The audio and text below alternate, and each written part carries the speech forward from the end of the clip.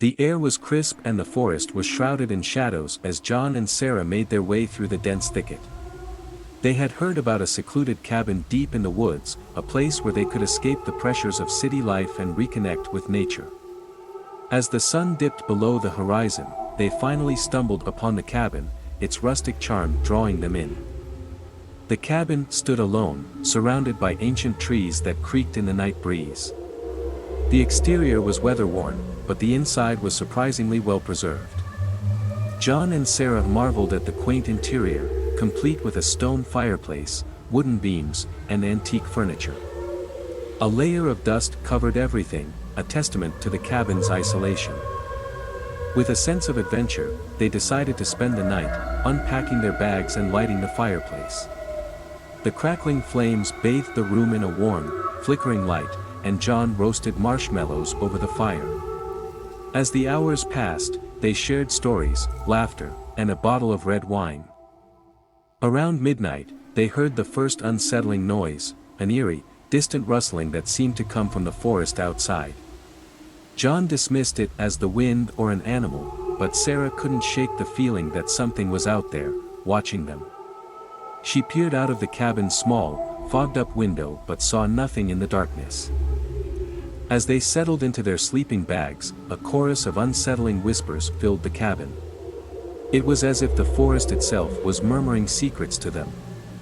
John couldn't hear the whispers, but Sarah was gripped by terror. She couldn't decipher the words, but their tone was haunting, as if the very forest was trying to communicate with her. "John, did you hear that?" Sarah whispered, trembling with fear. "Hear what?" he replied groggily. Sarah sat up, clutching her ears. "The whispers, John. The whispers from outside. They won't stop." John strained his ears, finally catching a faint, eerie susurration in the night air.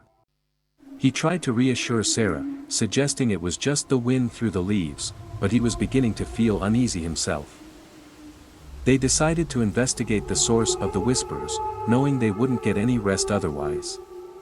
Sarah grabbed a lantern, and they ventured outside, their breath visible in the chilly night air. The forest was alive with strange noises, and the rustling grew louder, like a multitude of unseen creatures moving through the underbrush. They followed the whispers deeper into the woods, the lantern's weak light flickering in the oppressive darkness. They soon came across a clearing, where an old, gnarled tree stood alone. The whispers seemed to emanate from it. As they approached the tree, they noticed its bark was covered in strange markings. They appeared to be ancient symbols, etched deeply into the wood. Sarah reached out to touch one, and as her fingers made contact, a cold gust of wind rustled through the leaves, extinguishing the lantern's flame. In the darkness, they heard a sinister, guttural growl. Panic set in, and they fumbled to light the lantern again, but the symbols on the tree began to glow with an eerie, otherworldly light. The whispers grew louder, surrounding them. They realized the forest was alive, and the ancient tree held some malevolent intelligence. In a desperate attempt to escape, they turned and ran back to the cabin. The whispers pursued them, growing louder and more menacing. The cabin's interior, once a place of refuge, now felt like a prison. They slammed the cabin door shut, but the whispers lingered outside. The ancient tree had marked them, and the forest itself had become their prison. They huddled together in the dimly lit cabin, the sense of isolation and dread closing in on them. For the rest of the night, the whispers continued, a constant reminder that they were not alone in the woods.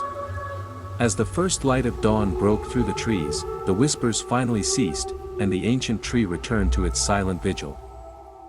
John and Sarah knew they had to leave the cabin in the woods, but they also knew they would never forget the night when the forest itself whispered its secrets to them, and they would forever carry the chilling feeling that something ancient and malevolent still watched from the shadows of the trees.